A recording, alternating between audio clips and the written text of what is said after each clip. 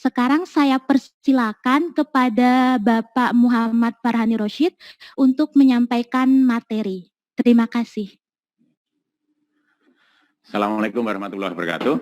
Terima kasih pada Dr. Inur Wahrunisa yang sudah menyampaikan sebagai moderator ya, menyampaikan ruang dan waktu kepada saya.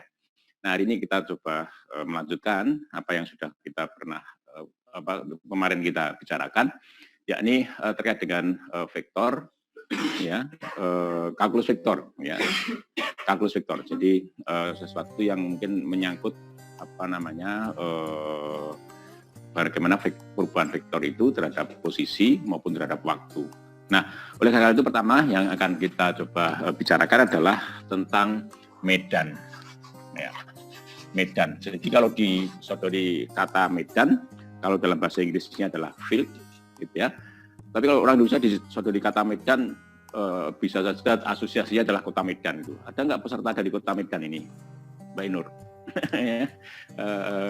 Good. Nah, apa itu medan? Ya, yang jelas dalam hal ini kita akan ketemu dengan berbagai macam medan, ya, medan skalar, ya, medan skalar. Kemudian ada juga medan vektor, ya, medan vektor, ya, dan secara umum sebenarnya semuanya akan masuk ke dalam konteks medan tensor. Ya, ya, jadi nanti bisa suatu waktu ya, kalau mungkin ada waktu, ya, kita juga bisa bicara secara umum mungkin hitung vektor. Ya, jadi kita bicara mungkin School of Physics khusus hitung tensor gitu, ya. Nah, apa itu medan skalar? Nah, seperti yang sudah saya sampaikan kemarin adalah bahwa skalar itu suatu besaran yang memiliki ya tentu saja kalau besaran memiliki besar, dan yang penting adalah sifat besaran itu, nilai dari besaran itu, yakni bahwa nilai besaran itu tidak berubah, tidak berbeda ya oleh karena pengamatan gitu. Jadi dilihat dari kerangka acuan apapun, ya, dilihat dari sistem koordinat apapun, ya, itu nilainya sama gitu, nilainya sama. Good. Nah, oleh karena itu kalau kita bicara medan skalar artinya apa? Jadi good, sebenarnya konsep medan itu agak sedikit rumit ya kalau kita ingin membicarakannya secara lebih detail, lebih rigorous, lebih strict gitu. Tentu saya tidak akan membahas hal semacam, menggunakan cara semacam itu di sini. Cukup mungkin saya katakan bahwa medan skalar adalah besaran skalar yang bergantung pada posisi dan waktu, gitu aja ya, paling mudahnya begitu. Sehingga kemudian kalau kita bicara medan skalar, kita tulis ya, misalnya medan V itu bergantung pada posisi dan waktu, gitu ya. Good. Jadi di tiap titik dan di tiap titik waktu ya itu ada besaran yang besaran itu bisa jadi besaran skalar yang bergantung pada posisi dan waktu. Itu aja mudahnya ya medan skalar itu. Oke. Nah, contohnya apa? Mungkin contoh itu akan lebih mudahkan kita untuk melihat lebih jauh. Jadi misalnya temperatur, ya, temperatur dalam suatu ruang, ya misalnya. Maka tentu saja di tiap titik di dalam ruang itu akan memiliki temperatur yang berbeda. Jadi kalau kita gerakkan, kita pindahkan termometer dari satu titik ke titik yang lain, maka nilai yang ditunjukkan oleh termometer itu akan berbeda karena di dua titik itu temperatur udara berbeda. Atau misalnya termometer itu kita letakkan di satu titik saja misalnya, maka bisa saja terjadi perubahan temperatur ya terhadap waktu. Jadi kita tunggu, maka nanti kita catat temperatur sebagai fungsi waktu gitu. Bisa terjadi seperti itu. Nah, itu contoh. Jadi mungkin contohnya adalah temperatur T sebagai fungsi posisi dan waktu. Nah, itu contoh medan skalar ya. Ada hal yang mungkin penting bagi kita untuk melihat medan skalar ini. Jadi apa yang disebut sebagai permukaan isoskalar. Ya, permukaan isoskalar. Ya. Apa itu permukaan isoskalar?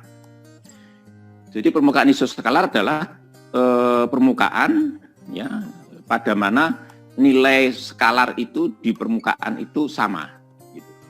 Ya, oke. Nah, jadi kalau kita tuliskan, maka persamaan isoskalar itu seperti ini, ya, sama dengan C. Good. Sebelum jauh melangkah, maka medan skalar itu nanti juga ada pembagian, ada beberapa jenis medan skalar ya. Jadi yang pertama adalah medan skalar yang stasioner. Ya, jadi yang pertama adalah medan skalar, skalar yang stasioner. Apa itu medan skalar yang stasioner? Ya, medan skalar yang stasioner adalah medan yang hanya bergantung pada posisi saja. Jadi kalau kita ukur temperatur di satu titik, ya di tiap titik itu ternyata tidak berubah terhadap waktu, ya meskipun berubah terhadap posisi, tapi tidak berubah terhadap waktu di tiap titik itu, ya jadi hanya bergantung secara eksplisit pada posisi. Maka ini disebut sebagai medan yang stasioner. Nah, yang kedua adalah medan yang tidak stasioner tentu saja, medan skalar yang tak stasioner. Ya, yang tidak stasioner. Apa itu medan skalar yang tidak stasioner? Ya, tentu saja medan skalar yang bergantung pada posisi dan waktu. Ya, jadi kalau kita ukur temperatur di satu titik, kita tunggu di sana beberapa saat, maka kita amati sambil mengamati temperatur yang terukur di situ, maka akan ada perubahan temperatur naik atau turun gitu ya di titik itu. Sebaliknya juga kalau kita pindah ke titik yang lain, ya sama saja situasinya. Maka kemudian itu disebut sebagai medan skalar yang stasioner gitu. Nah, oleh karena itu kalau kita bicara permukaan isoskalar, permukaan yang di mana nilai medan di titik-titik pada permukaan itu nilainya sama gitu. Maka kalau medan itu stasioner, maka permukaannya juga stasioner. Permukaan isoskalar itu stasioner. Tapi kalau medan yang kita bicarakan itu tidak stasioner, maka permukaan isoskalar itu juga tidak stasionernya berubah-ubah gitu. Nah, mungkin sedikit contoh ya terkait dengan permukaan isoskalar ya, permukaan isoskalar. Good. Saya ambil mungkin dalam kuliah listrik magnet misalnya atau mungkin fisika dasar ya, Anda mengenal potensial ya listrik atau potensial gravitasi ya yang ditimbulkan oleh muatan titik. Jadi ada muatan titik ya di pangkal koordinat begitu ya, Q misalnya. Lalu tentu ini akan menebar medan listrik di sekitar muatan itu. Kira-kira begitu ya, di dalam fisika dasar mungkin Anda sudah mendengar cerita itu. Maka akan ada menimbulkan potensial listrik di sekitar muatan listrik itu. Nah, potensial listrik itu ditulis sebagai KA, saya menggunakan ini ya. Q dibagi dengan 4 pi epsilon 0 dikalikan 1/R. R adalah jarak titik yang diamati dari pangkal koordinat. Gitu. Apa? Nah, lalu kita masukkan ke ya, di sini ya, kita lihat di sini. Jadi kalau begitu maka V sebagai fungsi R ya, itu akan sama dengan apa? Q per 4 pi epsilon 0 ya, seper R ya, sama dengan C, suatu tetapan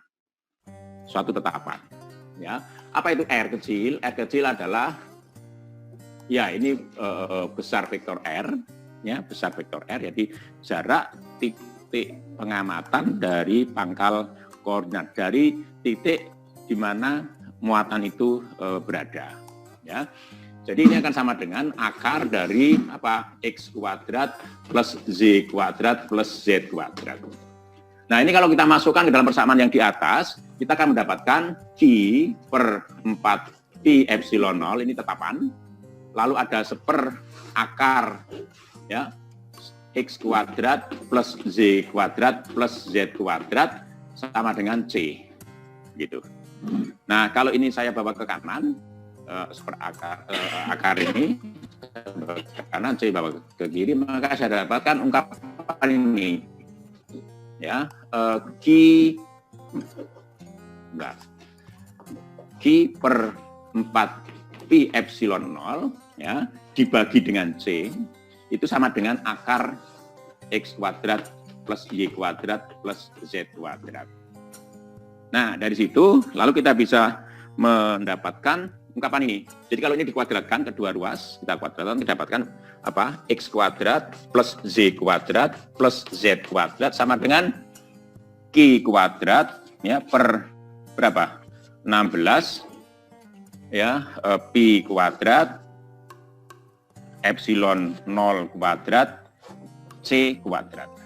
Nah ini tetapan. Itu tetapan. Ya, tetapan. Ini misalnya saya tuliskan misalnya sebagai kappa misalnya ya, kappa kuadrat. Jadi kita dapatkan persamaan ini X kuadrat plus Y kuadrat plus Z kuadrat sama dengan kappa kuadrat ya. Itu artinya apa? Artinya itu titik-titik yang persamaan itu adalah titik-titik yang apa memiliki berada pada permukaan bola. Titik-titik yang ada pada permukaan bola ya. Jadi apa permukaan isoskalar untuk medan potensial semacam ini itu berupa permukaan bola yang konsentris, artinya memiliki pusat yang sama, yakni titik pangkal koordinat itu. Cukup jelas ya, saya rasa. Kemudian kita bisa melihatnya lebih jauh. Lihat di sini bahwa kappa itu adalah jari-jari dari permukaan itu tadi. Jadi kappa itu adalah jari-jari dari permukaan isoskalar itu. Nah, jari-jari permukaan itu bergantung pada berapa nilai besar medan skala potensial yang ada. Ya, jari-jari apa namanya permukaan isoskalar itu berbanding terbalik dengan apa ya kalau dikatakan berbanding terbalik dengan nilai potensial itu. Semakin besar potensial yang dimiliki oleh permukaan isopotensial, maka semakin apa namanya kecil. Jadi semakin mendekat ke permukaan ke muatan itu semakin besar nilai apa namanya potensial itu tadi. Gimana kan? Oke, nah itu satu contoh ya, satu contoh apa itu yang maksud dengan permukaan isoskalar ya. Oke, nanti banyak sekali permukaan isoskalar yang lain. Nanti permukaan isoskalar ini memiliki makna yang penting, terutama kalau kita nanti bicara tentang gradien suatu medan skalar, maka sangat erat kaitannya dengan permukaan isoskalar itu. Nah, terus sekarang saya lanjutkan, ya, saya lanjutkan. Hal yang penting kemudian di dalam hal terkait dengan apa namanya medan ini, ya, medan ini adalah turunan parsial, ya. Jadi hal penting yang terkait dengan ini adalah turunan parsial, ya, turunan parsial. Saya tulis ini, turunan parsial. Perhatikan, tadi ketika saya mengukur temperatur, ya, udara ruang di satu titik, termometernya saya diamkan di situ, tidak berubah, tidak bergeser, tidak berpindah tempat, tapi terlihat bahwa apa namanya temperatur di titik itu berubah dari waktu ke waktu. Nah, saya ingin mengetahui laju perubahan temperatur di titik itu terhadap waktu, ya.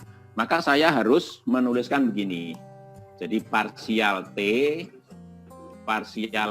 kecil, ya. Ini dibaca sebagai laju perubahan temperatur di titik yang kita tinjau di dalam ruang, ya, sebagai fungsi waktu.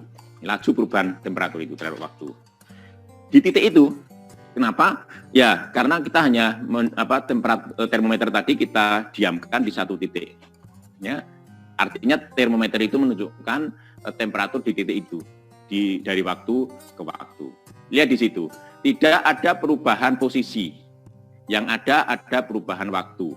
Maka kemudian orang sering menuliskan begini, parsial T kecil. Padahal T itu bergantung pada posisi dan waktu. Ya. T itu bergantung pada posisi dan waktu. Posisinya dibikin fix sebagai konstanta. Waktunya berubah. Maka kemudian kita dapatkan parsial T besar, parsial T kecil. Gitu. Ya. Nah, kemudian ini artinya apa? Turunan T besar terhadap T kecil, di mana posisi itu konstan, dianggap konstan. Nah, nanti juga ada situasi seperti ini. Jadi kita ingin mengetahui, misalnya sebagai contoh, ya, kita sebagai contoh ambil temperatur yang stasioner. Artinya tidak bergantung pada waktu. Ya, sebagai contoh begitu. Lalu kita gerakkan termometer itu menyusuri sumbu X. Ya, jadi kita pilih sumbu kartesius di ruang. Ya, kita sepakati ini sumbu X-nya. Lalu termometer itu kita gerakkan sepanjang garis yang sejajar dengan sumbu X. Kalau termometer itu kita gerakkan sepanjang garis yang sejajar dengan sumbu X, maka tidak ada perubahan koordinat Z dan Z. Ya, tidak ada perubahan koordinat Z dan Z. Z dan Z tetap. Nah, makanya tadi saya katakan bahwa ini menyangkut temperatur yang stasioner, tidak bergantung pada waktu. Ya, maka kemudian selama pergeseran ini, ya, itu yang berubah adalah posisi, ya, dan yang berubah adalah koordinat X-nya. Nah, lalu kita ingin mengetahui laju perubahan T terhadap terhadap perubahan koordinat X. Maka kita tulis sebagai parsial T, parsial X gitu. Jadi ini menggambarkan laju perubahan temperatur itu kalau termometer itu saya gerakkan sepanjang garis lurus yang sejajar dengan sumbu X. Artinya kalau saya gerakkan termometer itu sepanjang garis yang sejajar dengan sumbu X, maka tidak ada perubahan koordinat posisi maupun tidak ada perubahan koordinat X, Z maupun Z, gitu, Z maupun Z, gitu ya. Jadi parsial T, parsial X itu dimana sebagai laju perubahan temperatur, ya, kalau koordinat Z dan Z itu dianggap tetap. Oke, itu. Demikian juga tentu saja adalah parsial T, parsial Z. Ya, ini adalah laju perubahan temperatur. Kalau termometer itu saya gerakkan sepanjang garis yang sejajar dengan sumbu Z. Ya, demikian juga kalau parsial T, parsial Z itu adalah laju perubahan temperatur ruang kalau termometer itu saya gerakkan sepanjang garis yang sejajar dengan sumbu Z gitu. Ya, ini maknanya. Oke, nah secara umum kalau temperatur itu bergantung pada posisi dan waktu atau temperatur itu tidak stasioner, maka maknanya juga sama. Jadi maknanya sama. Jadi ini laju perubahan temperatur, ya, kalau saya menggerakkan, ya ini agak susah ya, karena kalau orang menggerakkan termometer butuh waktu.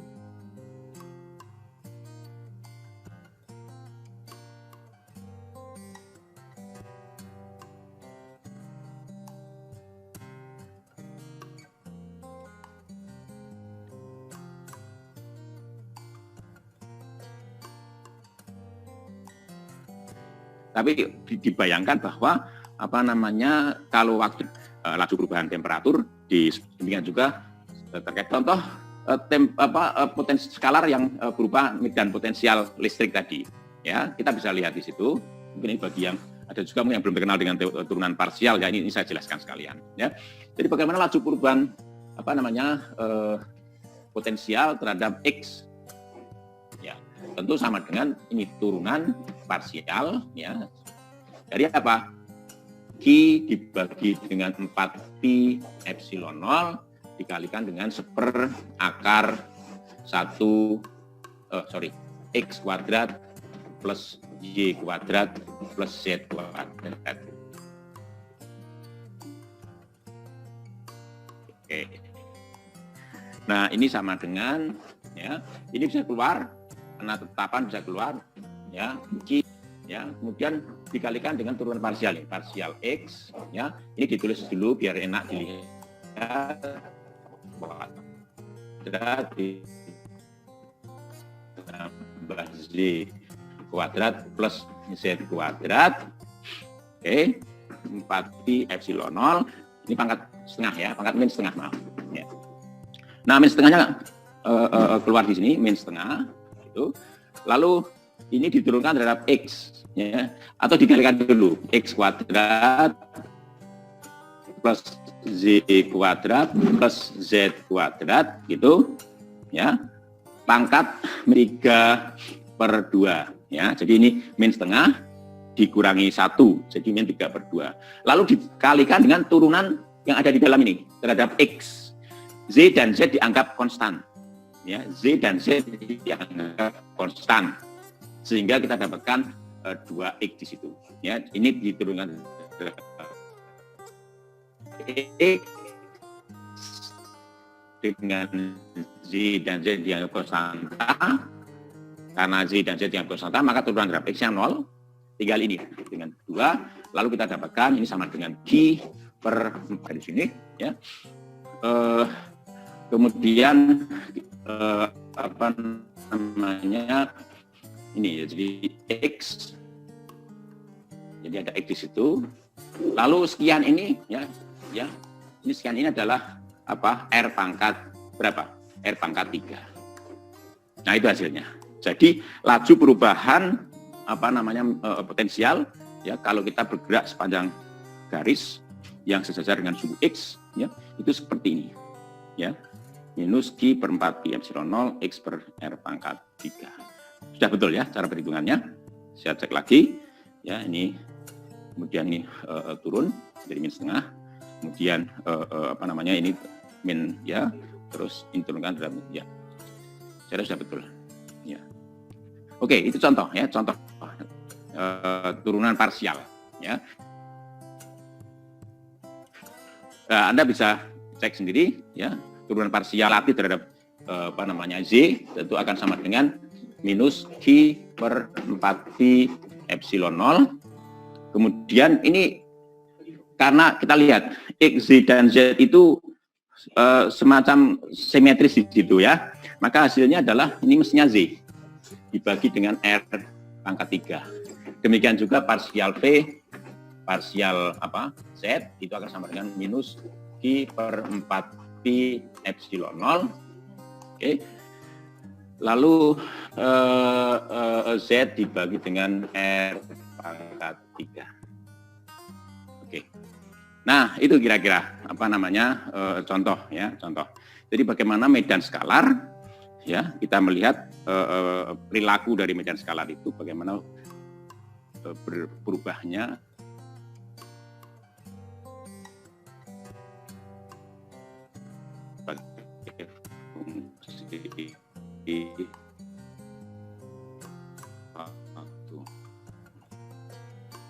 ya.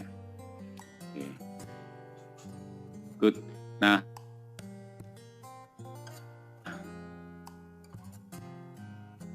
papan tulis habis, putar dulu, ya, papan tulisnya. Ya. Sebentar, yang mana dulu? Iya, foto dulu. Ya, ini. Oh, mau difoto dulu. Oke, ada dari peserta meminta papan tulis difoto. Oke. Ya. Oke, sudah difoto, ya. Nah, ini saya putar, ya, saya putar. Di atas. Gimana cara putarnya?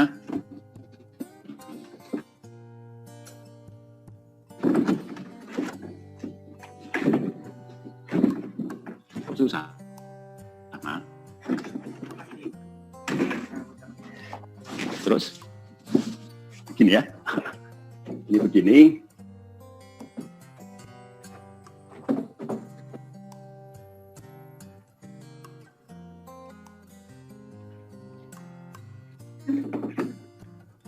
Ya. Demikian juga yang ini sekaligus.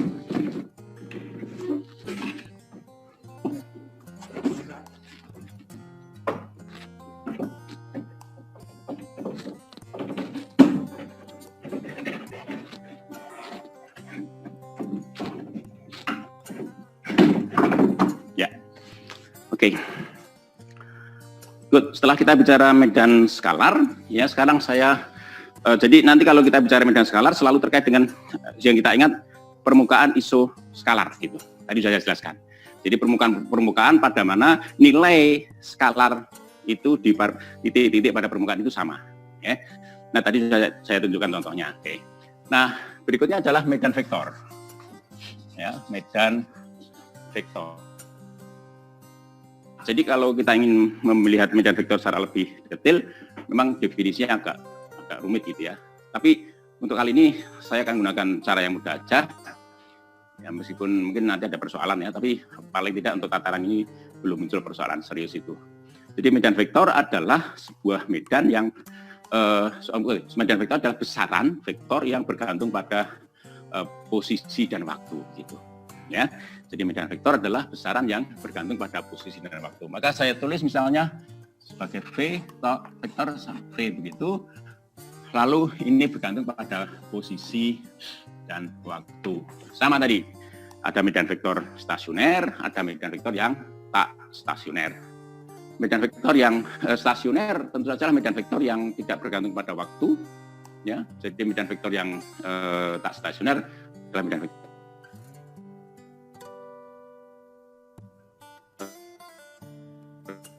yang bergantung pada waktu. Ya tentu saja Anda kenal di kuliah. Jadi kalau kita bicara medan listrik, ya kuat medan listrik, E misalnya, ya ini tentu saja ya gaya listrik tiap satu satuan muatan uji, gitu ya. Gaya listrik ya tiap satu satuan muatan uji atau disebut sebagai kuat medan listrik. Ini tentu bergantung pada posisi dan bisa juga bergantung pada waktu. Oke.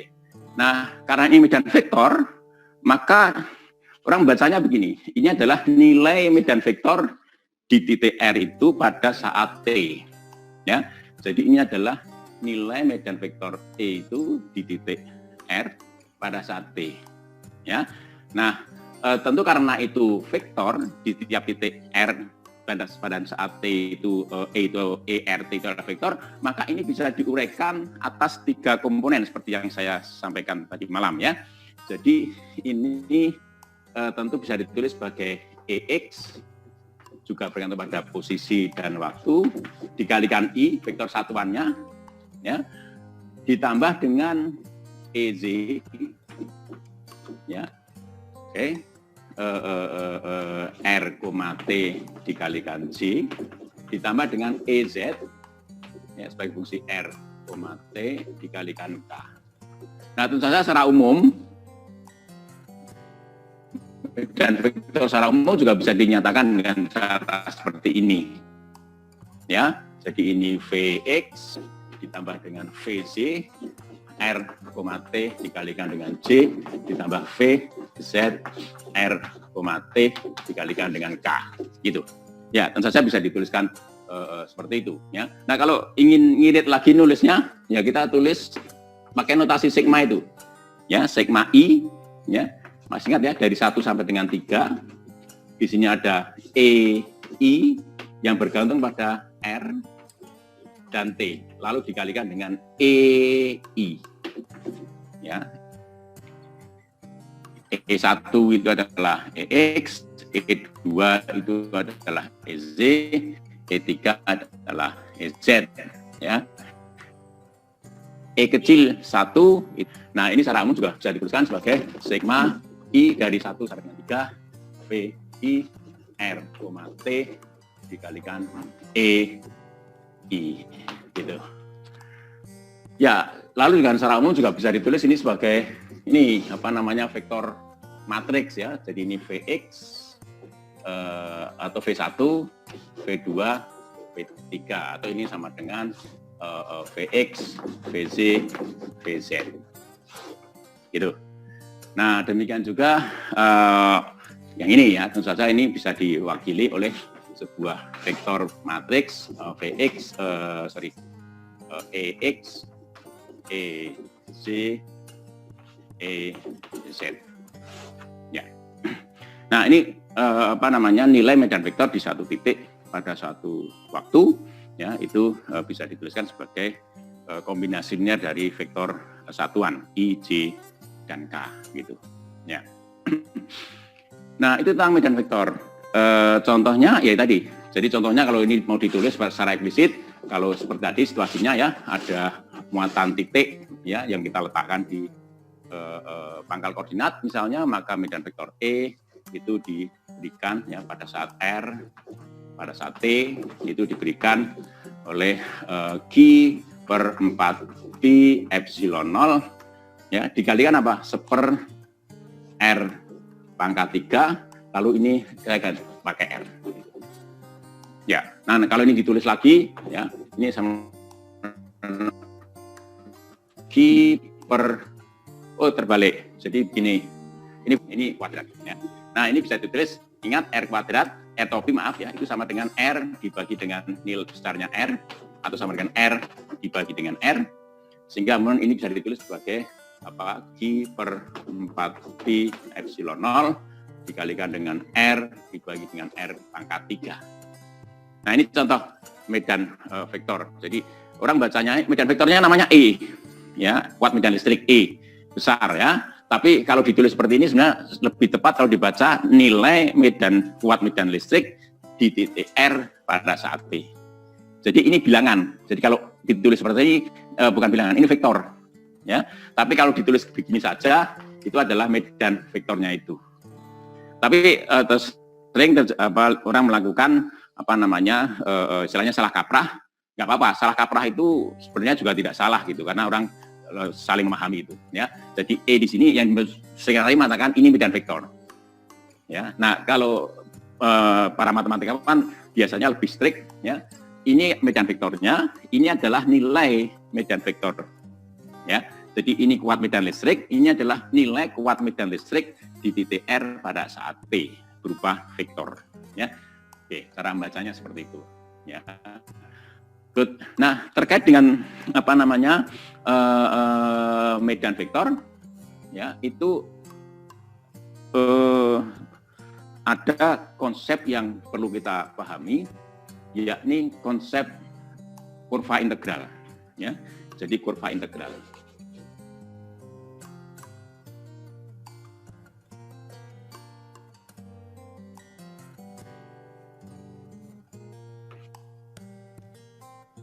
Kurva, apa itu kurva integral?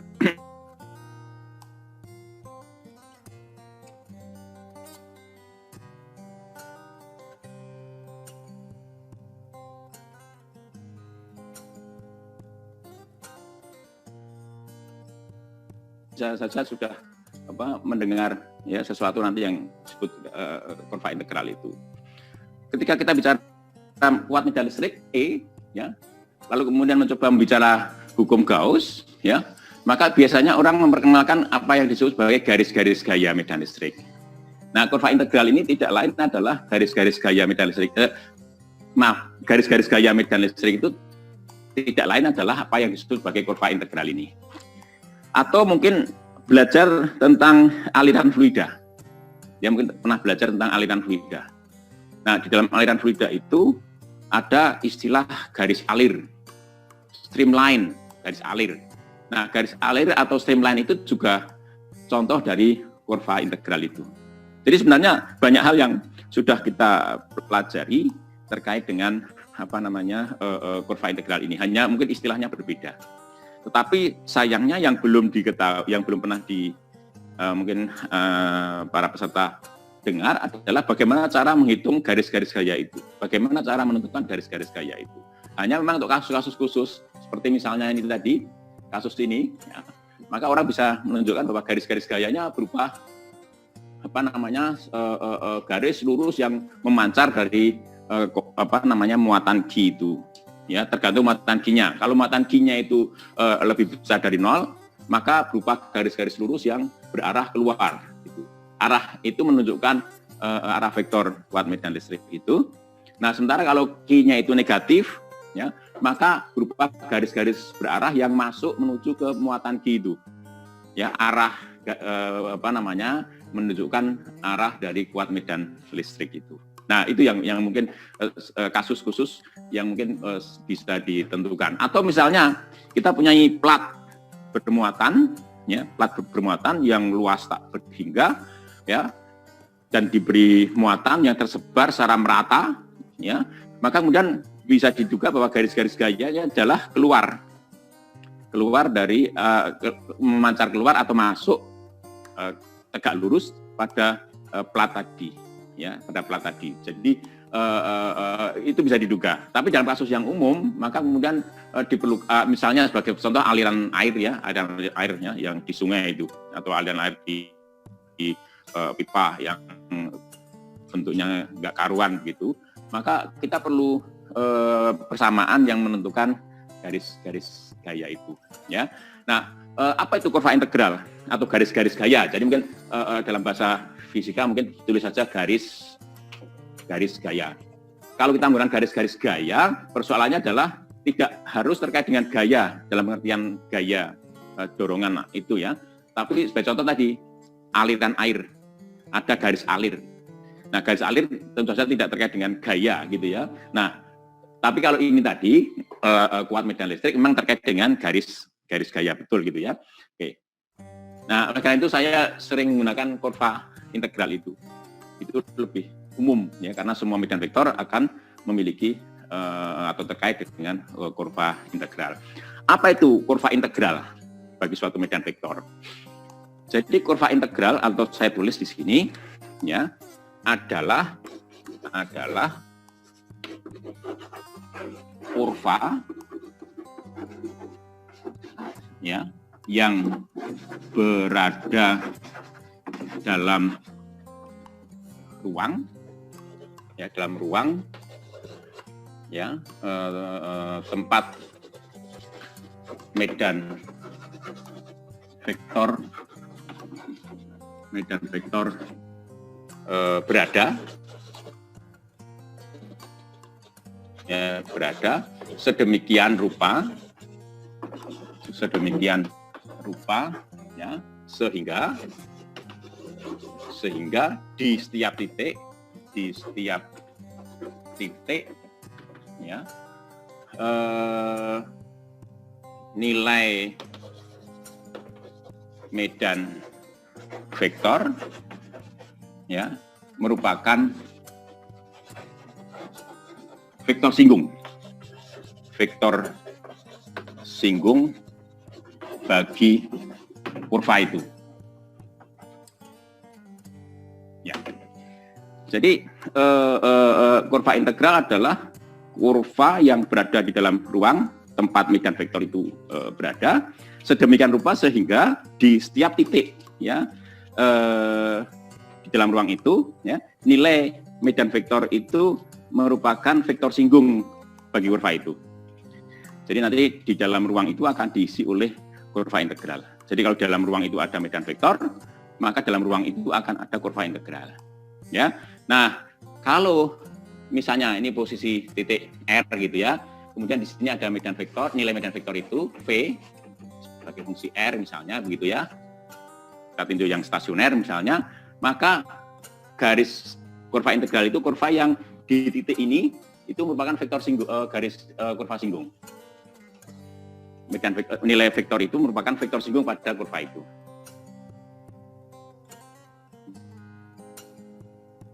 Ya, oke, mungkin contoh akan lebih bagus, ya.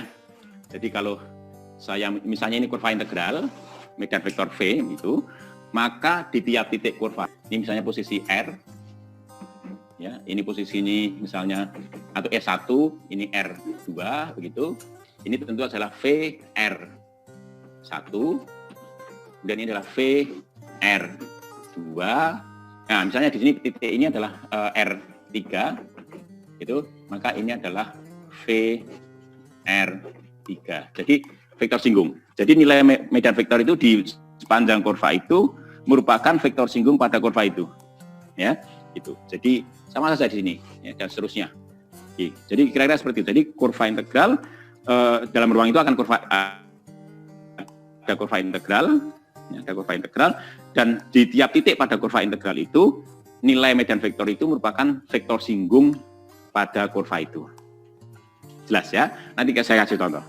Nah, di dalam ruang otomatis kalau ada medan vektor, maka dalam ruang itu akan terisi oleh apa namanya kurva-kurva integral itu.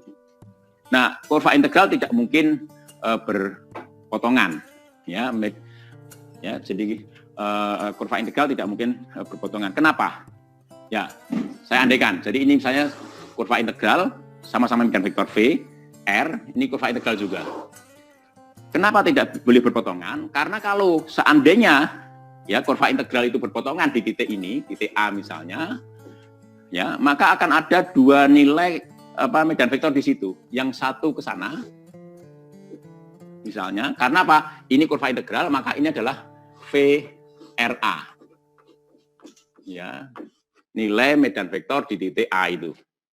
Tapi ini seandainya ini juga merupakan kurva integral bagi medan vektor V itu, maka tentu saja apa namanya di sini juga vektor singgung di situ, ya, itu juga merupakan ada medan vektor, ada nilai medan vektor yang merupakan lihat di situ. Itu kontradiktif. Kenapa? Karena lihat titik A itu di sana berarti memiliki dua nilai untuk medan vektor itu, ya, V R A dan V apa tadi, ya, sama-sama ini aksen misalnya, ya, itu ini R A juga. Atau ini kita bingung kalau begitu mana yang dipilih antara nilai vektor medan vektor yang satu atau yang lain itu, dua itu, ya, jadi rancu. Jadi padahal medan vektor itu hanya memiliki satu nilai di setiap titik di dalam ruang. Jadi oleh karena itu dari apa namanya argumentasi ini maka bisa disimpulkan bahwa garis-garis gaya atau kurva integral suatu medan vektor itu tidak boleh berpotongan. Ya, saya rasa jelas, ya. Nah, bagaimana kita menentukan apa namanya persamaan garis gaya atau kurva integral itu? Nah, sebenarnya tidak sulit. Tapi sebelum kita bicara lebih lanjut, kita coba kembali ke contoh ini, ya, agar kita lebih apa namanya memahami, ya, terkait dengan konsep itu, ya. Oke, sekarang saya hapus dulu. Oh, mau difoto. Ya.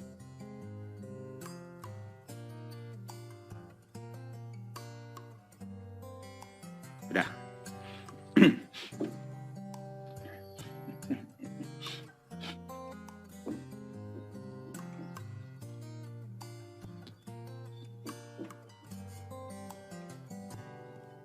Ini harus pakai ini biar kering, ya. Jadi menghapusnya pakai air. Good. Nah,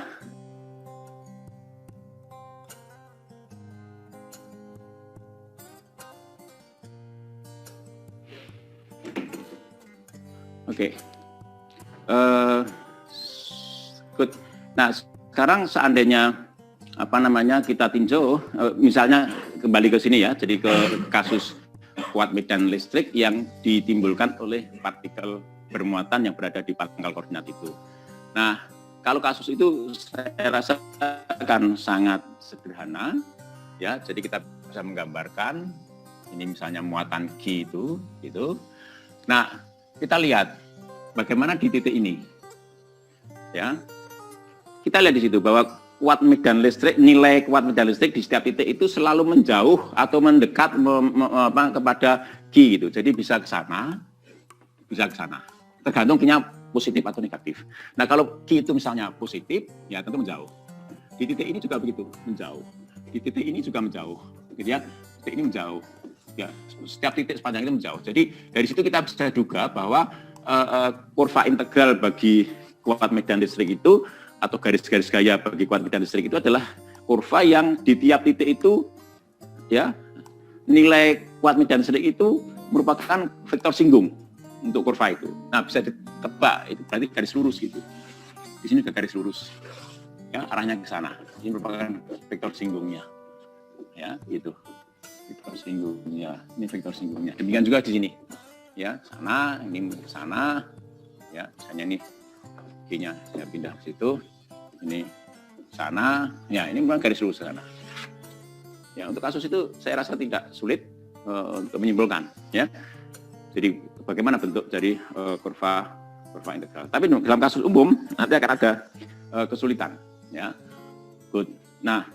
Tapi kemudian coba kita sekarang bicara kasus yang lebih umum gitu ya. Kita lihat ini ya. Kita kembali ke gambar ini gitu. Ya. Nah, seandainya jadi kurva itu bisa ditulis sebagai ini R sebagai fungsi T. T adalah parameter. T tidak harus waktu ya. T itu parameter. Ya, jadi R sebagai fungsi T. Jadi seperti T bisa juga waktu, tapi tidak harus waktu, ya, tidak harus waktu. Jadi kalau kita bicara kurva dalam ruang, itu biasanya merupakan posisi sebagai fungsi suatu parameter real, gitu, ya. Nah, sekarang seandainya kurva integral bagi medan vektor VR itu yang melalui titik ini tadi itu merupakan ini bisa kita tuliskan sebagai R sebagai fungsi T. Ya, maka kalau kita tulis dr per dt, ya, fungsi t, dr per dt, ini adalah vektor singgung pada kurva itu tadi. Vektor singgung pada kurva itu. Ada masalah apa? Apa namanya vektor singgung pada kurva ini? Ya, jadi kalau saya tulis. Oke, yang kecil aja. Jadi ini adalah apa namanya dr per dt di sini, ya dr per dt. Kenapa? Karena dr per dt juga merupakan vektor singgung pada kurva itu. Ya, jadi kalau kita berikan suatu vektor kurva, maka akan banyak ditemukan vektor singgung ya pada kurva itu. Nah, salah duanya adalah ini, ya. Ada dr per dt, laju perubahan kurva itu. Yang kedua adalah vektor nilai dari medan vektor VR itu. Nah, lihat di sini ada dua vektor searah. Ada dua medan vektor yang searah. Nah, kalau dua medan vektor itu searah, ya tidak harus sama. Tetapi kalau ada dua vektor yang searah dari pelajaran kemarin, dari kuliah kemarin. Kalau dua buah vektor bisa diperoleh dari vektor lain dengan jalan apa? Mengalihkan vektor lain itu dengan suatu skalar. Diperoleh vektor yang sejajar, ya sejajar atau searah kalau skalarnya itu positif. Jadi saya mendapatkan apa? Bahwa dr per dt, ya dr per dt itu sama dengan apa? Sama dengan ya beta suatu tetapan ya dikalikan dengan VR. Ya, dr per dt sama dengan beta dikalikan VR. Alasannya tadi kedua vektor ini merupakan vektor singgung pada kurva. Ya, kalau dr per dt ini adalah laju perubahan vektor kurva itu terhadap waktu terhadap t, maka yang VR ini memang merupakan vektor singgung pada itu. Ya, alasan semacam itu menghasilkan persamaan ini. Nah, dari persamaan ini kita dapatkan apa? Kita dapatkan dx per dt dikalikan i. Saya uraikan atas komponennya ditambah dengan dz per dt dikalikan dengan j ditambah dz per dt dikalikan dengan k. Ya, itu sama dengan ini sama dengan apa? Sama dengan beta dikalikan dengan VXI ditambah VZJ ditambah dengan VZK. Begitu. Nah, betanya bisa masuk ya. Ini saya hapus, betanya masuk sini. Beta, ini ada beta di sini. Ya, tentu juga akan ada beta di situ. Dua buah vektor sama apabila komponen yang searah itu sama gitu. Ya, dua vektor sama apabila komponen yang searah sama. Jadi dari sini kita bisa ambil kesimpulan bahwa dx per dt itu sama dengan beta vx, lalu dz per dt itu sama dengan beta vz, lalu dz per dt itu sama dengan beta vz. Kita dapatkan persamaan ini. Nah, kalau kemudian apa namanya ya, kalau kemudian ini apa persamaan-persamaan itu kita gabungkan, ya, kita dapatkan ungkapan ini. Ya, kita lihat di situ bahwa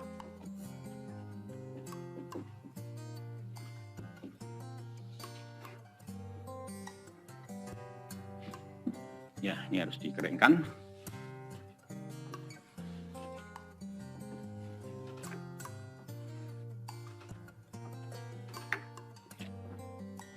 Ya, kita lihat dari persamaan yang pertama ini kita dapatkan apa?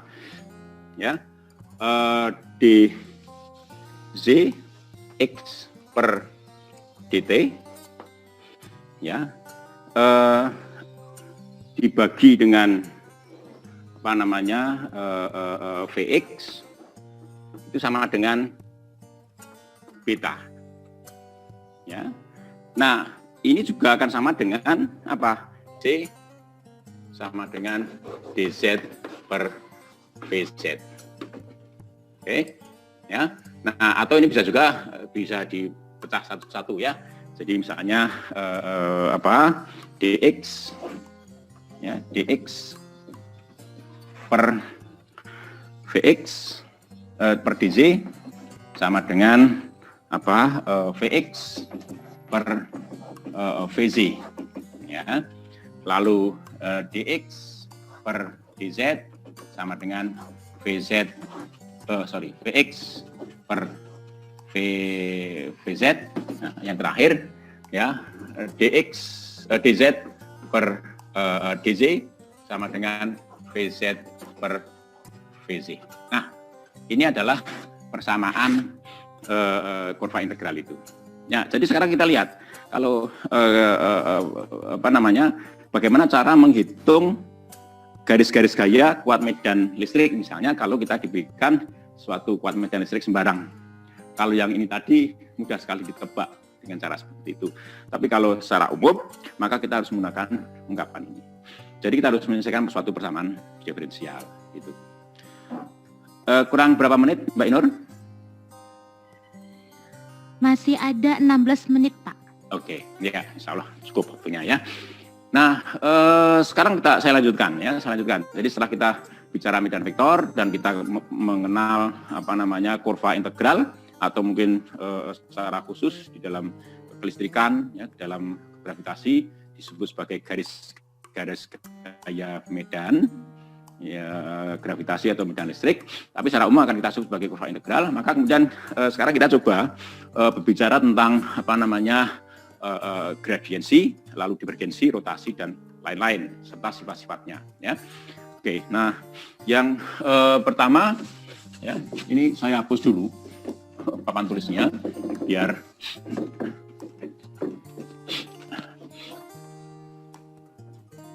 betul. Oh, lupa ditutup. Tapi ini sudah tadi tutup, hanya belum.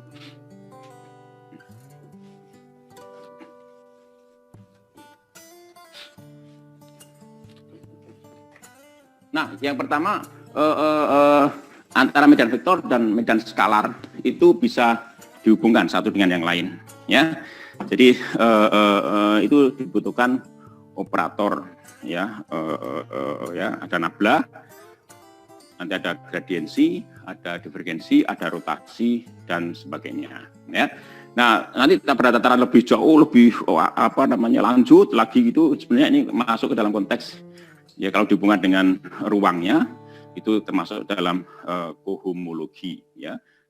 Tapi tentu kita tidak sampai di sana di dalam pembahasan terlalu jauh. Mungkin nanti Mas Listianto juga akan menyinggung masalah itu jelas ya, masalah itu. Jadi konteks gradiensi, divergensi, rotasi dan sebagainya itu masih bagian kecil dari pembahasan itu. Oke, nggak masalah ya. Kita mulai sekarang gradiensi. Ya, yang pertama adalah gradiensi. Apa itu gradiensi? Nah, sebelum kita bicara gradiensi, ya, coba sekarang kita tinjau sebuah medan skalar, ya, V sebagai fungsi R, stasioner, medan skalar yang stasioner dulu, ya. Nah, ini misalnya titik ini adalah titik dengan posisi R, gitu. Nah, di dekatnya ada titik, ya, lain dengan posisi R plus delta R. Nah, otomatis ini adalah vektor pergeseran sebesar delta R. Nah, kalau di titik ini nilai medan skalar itu VR, ya, maka di titik ini nilai medan skalar adalah VR plus delta R. Ya. Oke. Jadi ada perubahan nilai medan skalar di dua titik itu. Ya. Nah, kemudian kalau kita tuliskan, ya, kita bisa menuliskan bahwa nilai medan vektor R di titik, nilai medan skalar di titik R plus delta R, ya, itu kalau di dalam apa namanya deret Maclaurin atau Taylor, ya, deret Taylor, maka ini bisa dituliskan ya bahwa ada perubahan nilai medan skalar di situ itu. Jadi VR plus delta R itu sama dengan VR plus suku-suku tambahan kecil otomatis ya. Suku tambahan yang pertama adalah apa? Ini apa namanya? Jadi suku tambahan yang pertama adalah parsial V, parsial X. Ya. Jadi perubahan ini kan berubah. Jadi dari R menuju ke delta R. Ini kan kalau ditulis sebagai ada perubahan ini X plus delta X I, ya, ditambah dengan Z plus delta Z J, ditambah dengan Z ditambah dengan delta Z K. Ya, sementara R ini kalau ditulis, ya, R ini kalau ditulis sama dengan apa? XI ditambah ZJ ditambah ZK. Jadi lihat di situ, ada perubahan X menjadi delta X, ada perubahan Z menjadi delta Z plus delta Z, ada perubahan dari Z menjadi Z plus delta Z. Jadi ada perubahan sebesar delta X, delta Z, delta Z, ada pergeseran sebesar itu. Maka kemudian tentu kita tanya, bagaimana kalau bergeser sejauh delta X, maka bagaimana perubahan delta perubahan V? Nilainya dijawab, ya, ini delta X. Gitu. Karena ada pergeseran sebesar delta Z, maka lalu ditanyakan juga ada parsial V, parsial Z dikalikan delta Z. Gitu. Ya. Lalu karena ada pergeseran sebesar delta Z, maka bagaimana perubahan nilai V itu kalau bergeser sejauh delta Z? Ini parsial Z dikalikan delta Z. Apakah ini cukup? Sebenarnya belum. Ya, sebenarnya belum. Kenapa? Karena masih ada perubahan yang lain. Jadi turunan kedua dan seterusnya. Jadi ini saya tuliskan sebagai apa namanya suku tambahan, ya. Ya, saya tulis begitu saja. Good. Ya. Nah, kemudian kita lihat di situ, kita bisa membawa ini bawa ke sana. Jadi apa namanya ini di ya ini sekitar sini ya. Jadi ada V R plus delta R dikurangi dengan VR. Ini lalu saya sebut sebagai delta V, gitu. Ada perubahan sebesar delta V. Nah, ini sama dengan apa? Parsial V, parsial X, delta X ditambah dengan parsial V, parsial Z, ditambah delta Z, lalu ditambah dengan parsial V, parsial Z, delta Z. Ya. Ditambah tentu saja suku yang lain, gitu. Ditambah suku yang lain. Nah, kalau kemudian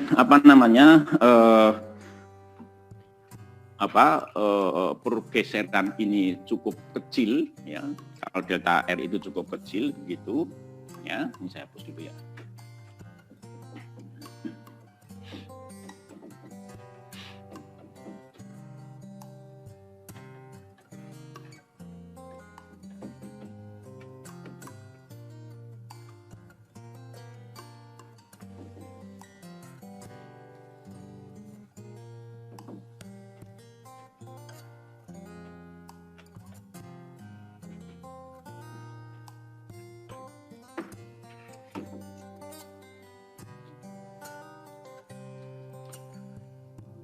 Ya, kalau delta R ini cukup kecil, saya tulis sini, kalau delta R ya itu menuju 0 kecil, ya, maka akibatnya tentu delta X juga mengecil, ya, tentu saja akibatnya delta X menuju 0, ya, delta Z menuju 0, delta Z menuju 0. Ingat ya, limit delta X menuju 0 itu delta X tidak sama dengan 0 akhirnya, tidak, tapi biasanya kemudian akan ditulis dx, dz, dz.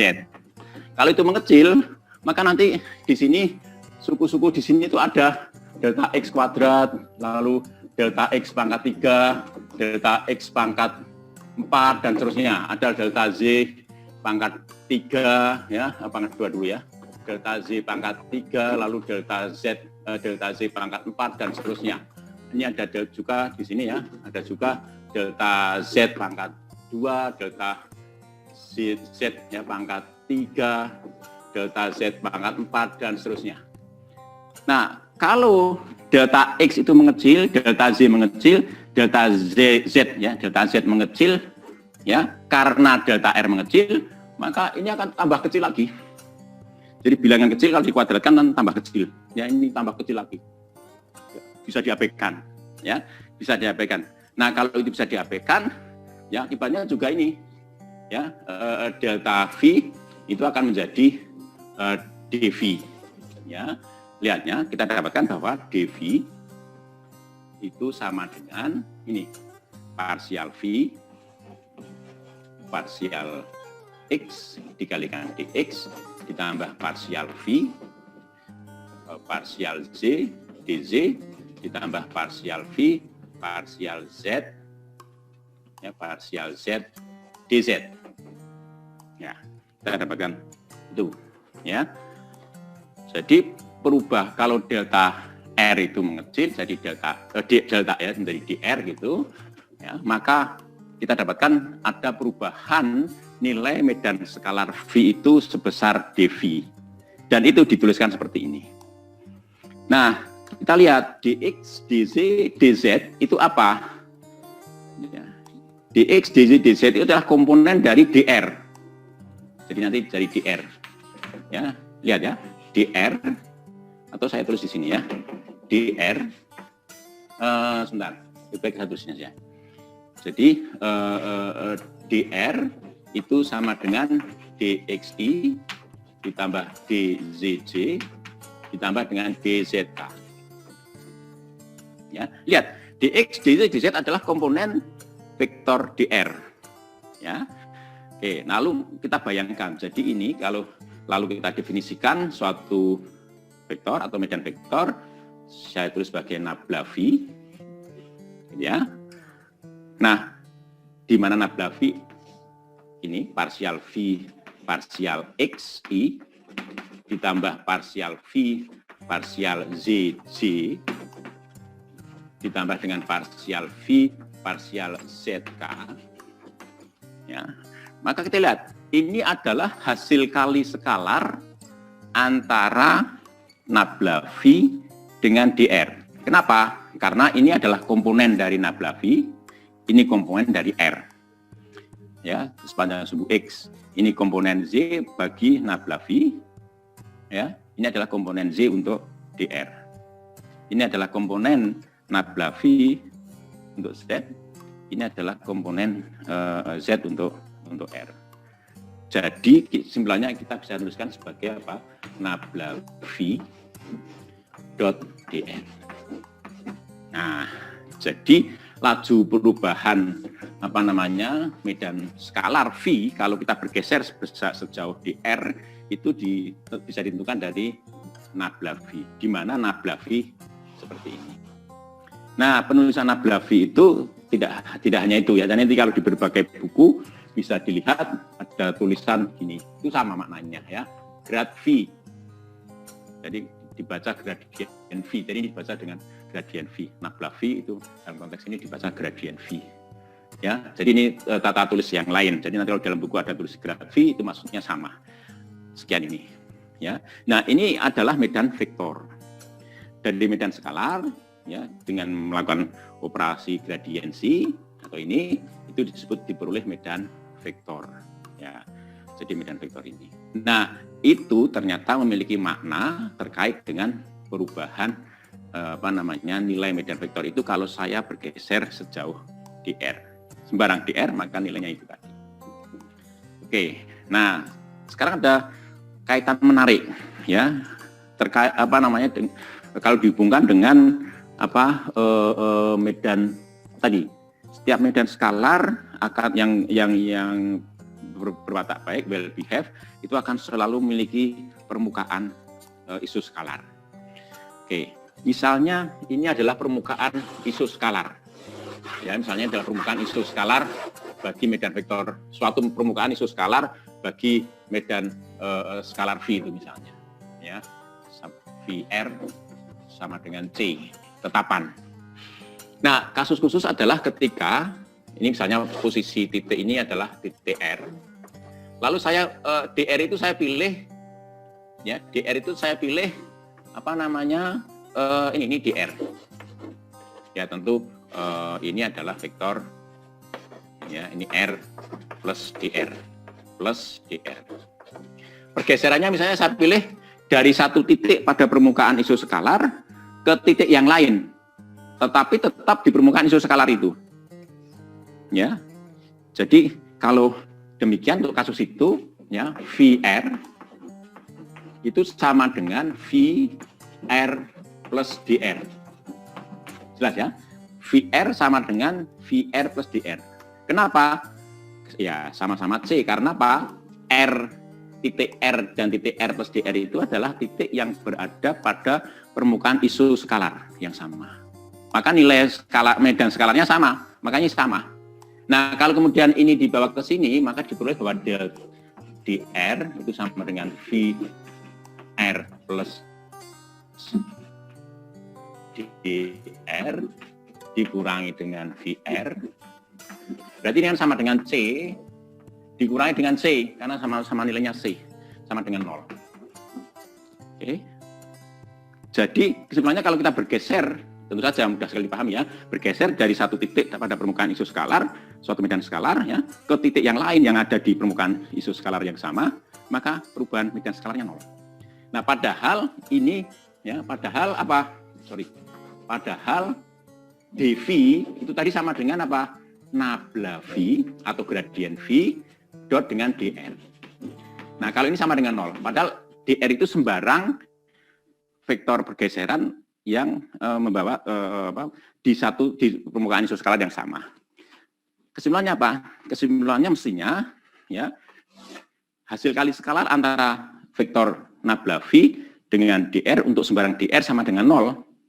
Kesimpulannya apa? Kesimpulannya adalah nabla V itu tegak lurus terhadap dr. Itu kasus itu.